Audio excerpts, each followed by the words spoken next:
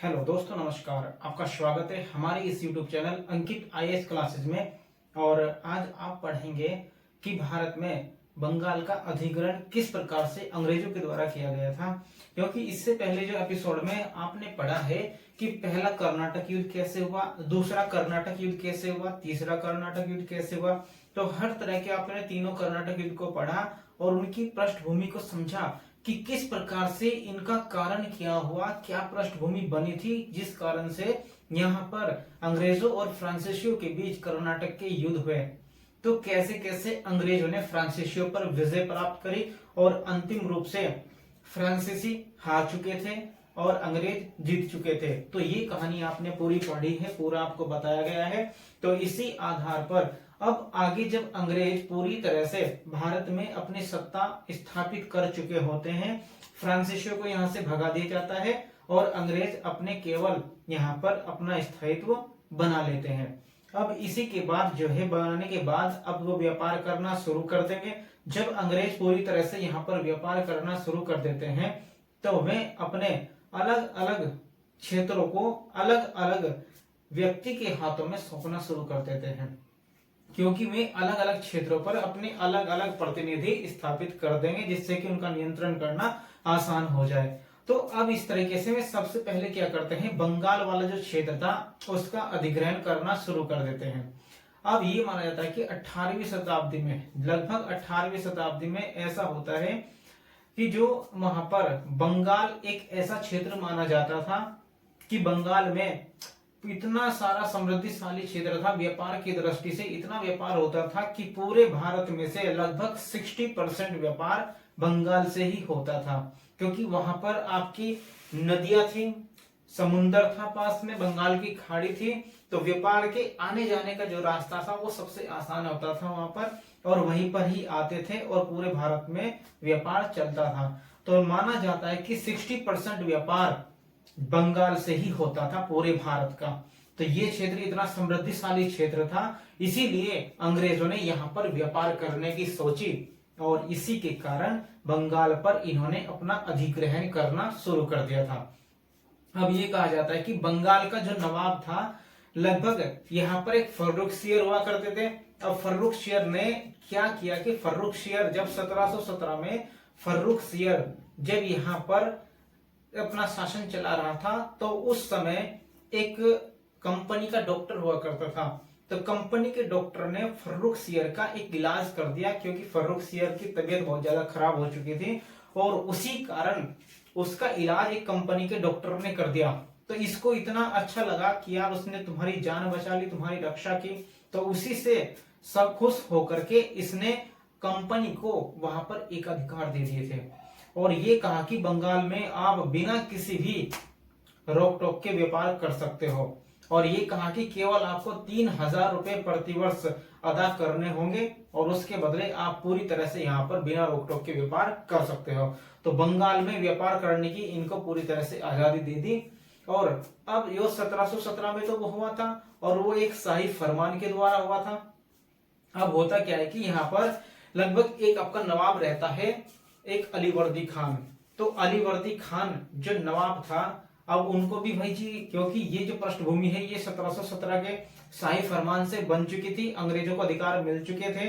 अब ये हुआ क्या कि क्या कर रहे थे, अलीवर्दी खान जब नवाब था बंगाल का, तो उसके समय में अंग्रेजों ने इस शाही फरमान का गलत दुरुपयोग करना शुरू कर दिया था।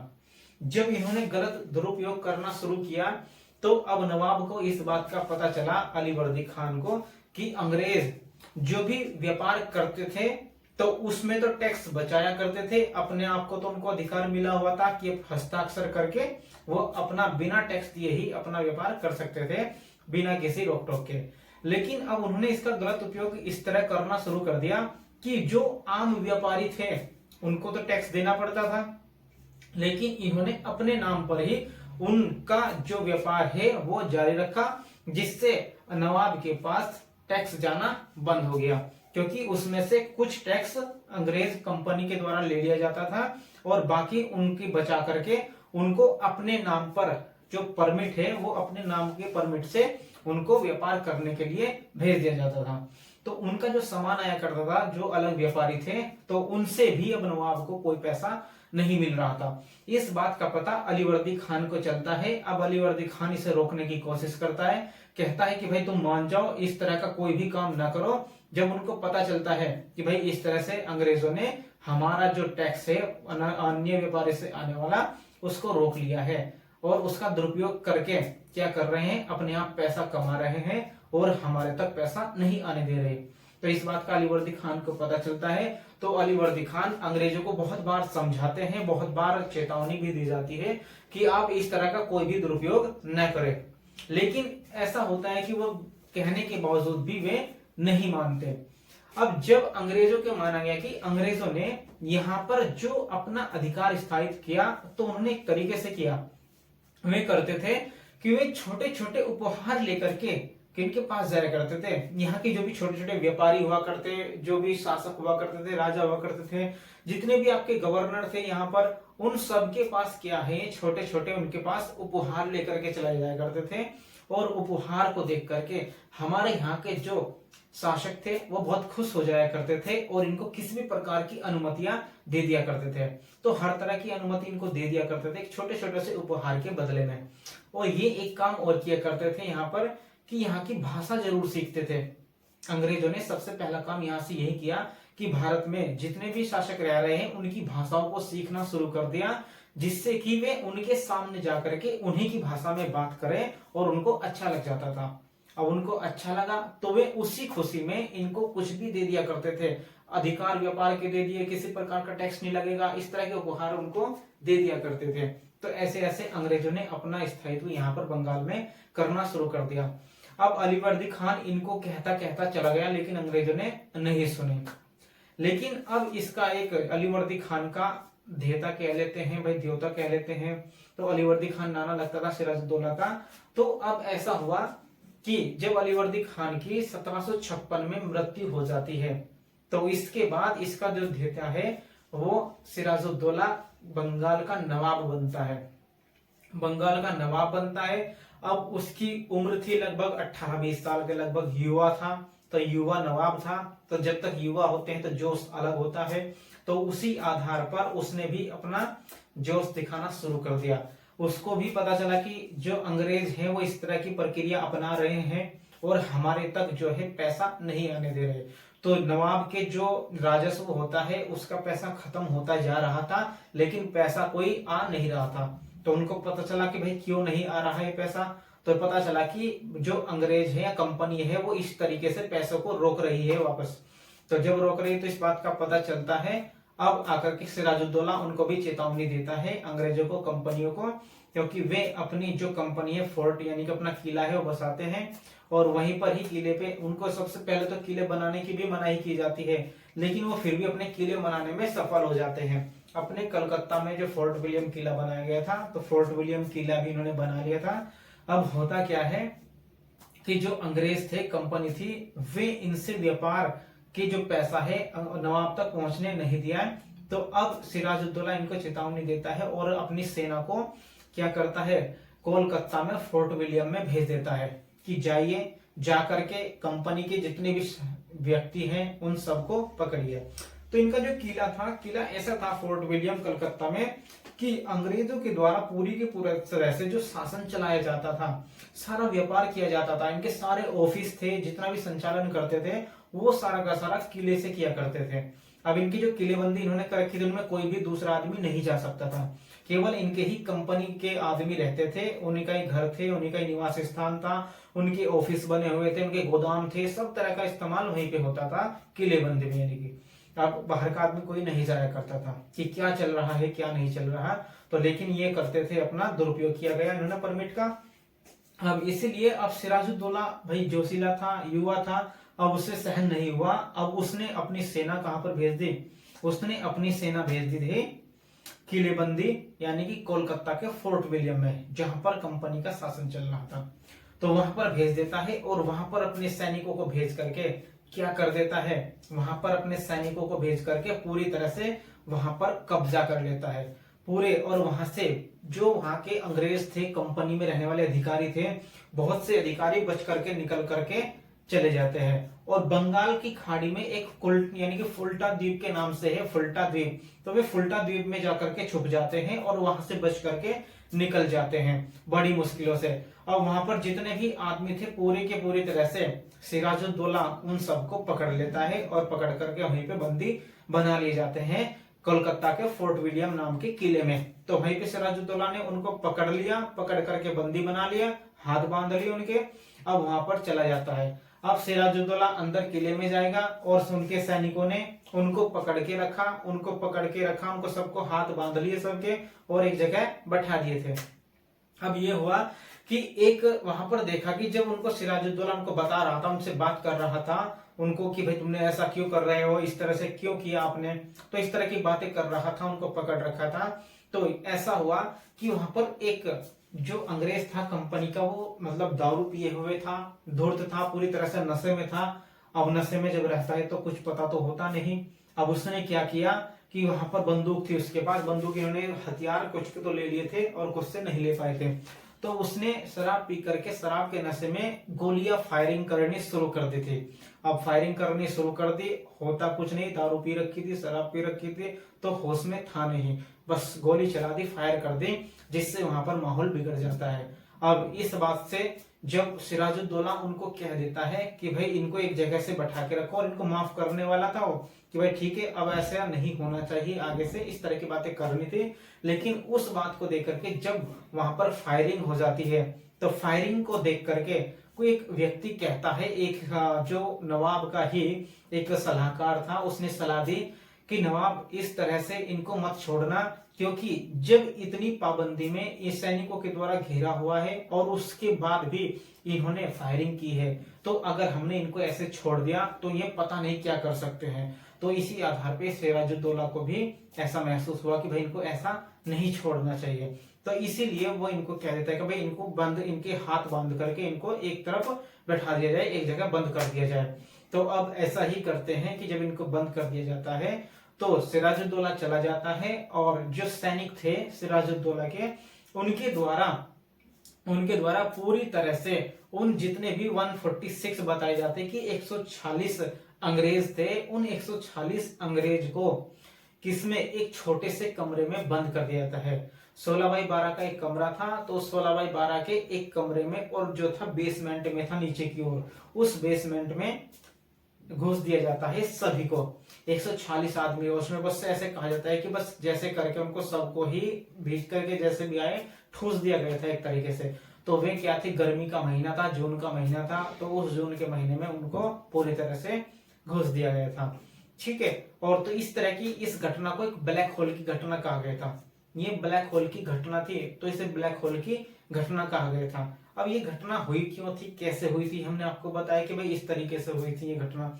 तो ये घटना होने के बाद ऐसा था कि जब इनको शाम के समय लगभग 6-7 बजे इनको उसमें डाल दिया गया था, काल कोठड़ी में सबको बंद कर दिया, और गर्मी इतनी पड़ी हुई थी, राजा नवाब चला गया था। अब जब अगले दिन सुबह को इनको देखा जाता है कि कोठरी में भाई किस तरह से क्या स्थिति है, जब देखने के लिए सैनिक जाते हैं तो वहां पता चलता है कि यहाँ पे तो सारे आदमी ही मरे हुए पड़े हैं, क्योंकि सांस आ नहीं रहा था, क्योंकि गर्मी वैसे थी, कोई जंगला या किसी भी तरह की खिड़की या कुछ भी वहां पर नहीं था। तो उसी तरह से वहां पे सांस के दम घुटने के कारण वहां पर लगभग 123 लोग वहीं पर मरे पड़े रहते हैं। केवल ये कहा जाता है कि उसमें से 23 लोग या 23 अंग्रेज केवल जिंदा बचे थे, जो सांसें चल रही थी जिनके। तो इस तरह से वहां पर वो मर चुके थे। अंधेरा कमरा था, पूरी तरह से सांस, कोई हवा नहीं, किसी तरह का कोई नहीं था, तो वहां पर वे मर जाते हैं।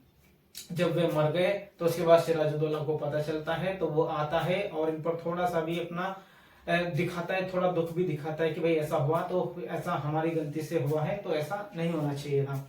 तो इस बात को देख करके वो ये करता है भाई। अब इस बात का पता किनको चल जाता है, अब इस बात का पता चलता है अंग्रेजों को कि हमारे इस तरह के इतने इतने आदमी मार दिए गए हैं। क्योंकि उनमें जो 23 व्यक्ति बचे थे, उनमें एक अंग्रेज था जिसका नाम होलवेल था। अब वो होलवेल बचा था और उसी ने जाकर के पूरी की पूरी कहानी वहां पर बताई अंग्रेजों को।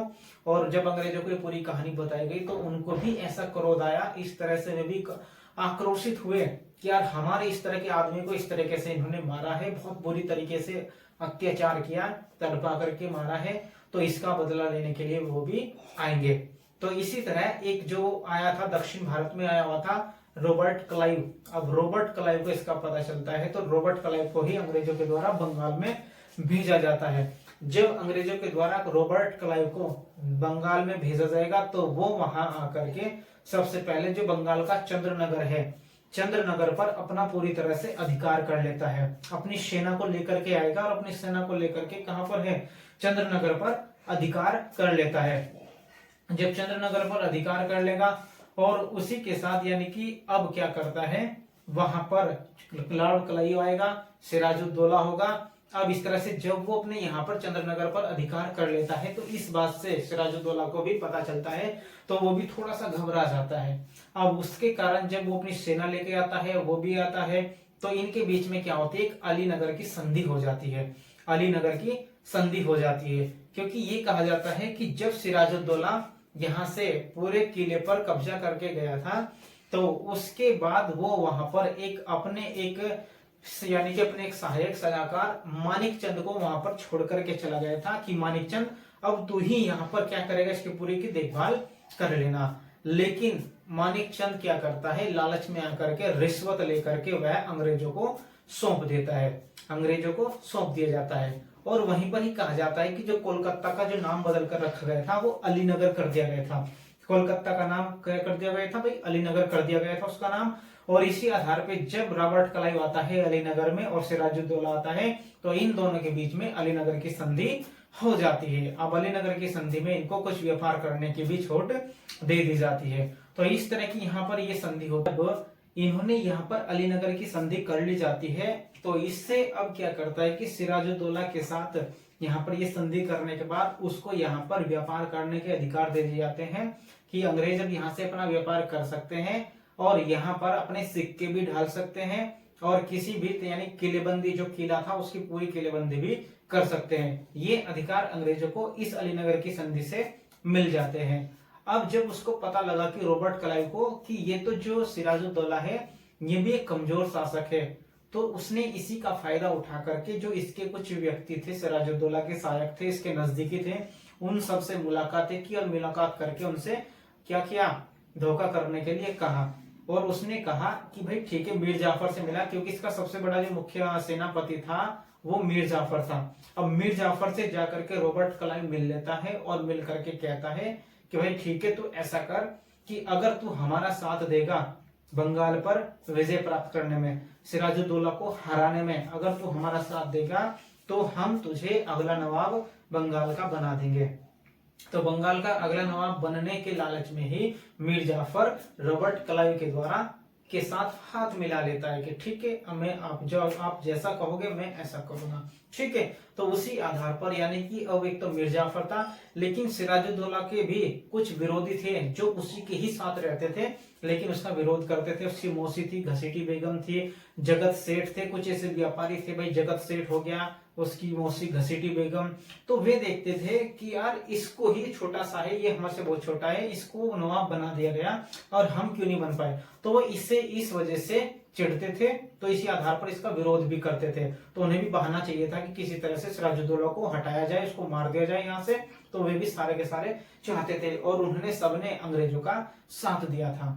तो इसी आधार पर एक राय दुर्लभ थे, तो राय दुर्लभ हो गए। तो इस तरह के कई सारे ऐसे व्यक्ति थे जिन्होंने अंग्रेजों का साथ दिया और उस जो फिर इसके बाद एक प्लासी का युद्ध करवा देते हैं। प्लासी के युद्ध के में सिराजुद्दौला को मरवा दिया जाता है और यहाँ पर अंग्रेजों का स्थायित्व पूरी तरह से समाप्त हो जाता है। और अब आगे इसमें पढ़ेंगे कि प्लासी का जो युद्ध होता है वो किस तरीके से होता है, क्या क्या उसमें रचनाएं रची जाती है। क्योंकि जो प्लासी का युद्ध होगा आगे वो एक षड्यंत्र होता है जिसमें सिराजुद्दौला को धोखे से हराया जाता है और मारा जाता है। और वो प्लासी का युद्ध है वो आप नेक्स्ट एपिसोड में पढ़ेंगे, कल पढ़ेंगे उसको, कल देखते हैं नेक्स्ट एपिसोड में। ओके, आज इतना ही करते हैं। Thank you very much.